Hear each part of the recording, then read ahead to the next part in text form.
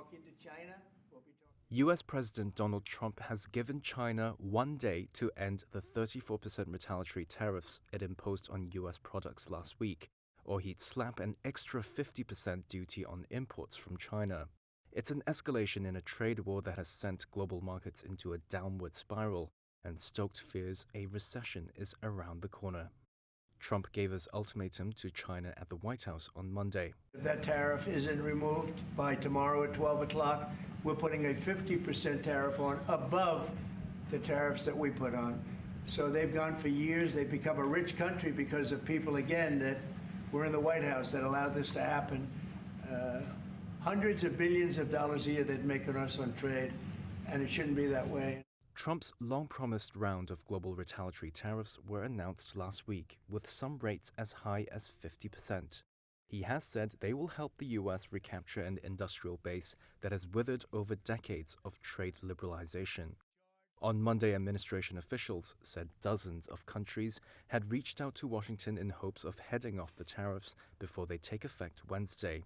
However, Trump said he has no plans to suspend tariffs during negotiations. Would you be open to a pause in tariffs to allow for negotiations?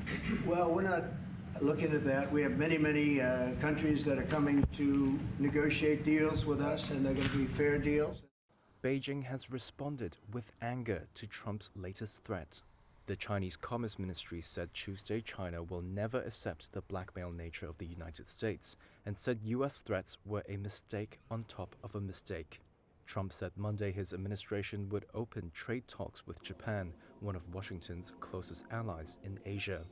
Meanwhile, the EU has proposed counter-tariffs of 25% on a list of U.S. goods over Trump's earlier steel and aluminium tariffs, according to a document seen by Reuters.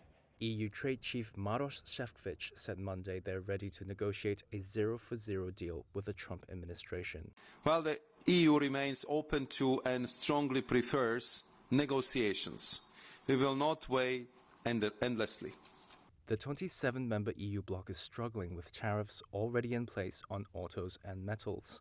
It also faces a 20% tariff on other products on Wednesday. And Trump has threatened to slap tariffs on alcoholic drinks from the EU. Investors and political leaders are still trying to figure out if Trump's tariffs are permanent or a pressure tactic to win concessions from other countries. And many investors are now betting that the growing risk of recession could prompt the U.S. Federal Reserve to cut rates as early as next month. Fed Chair Jerome Powell has so far indicated he is in no rush.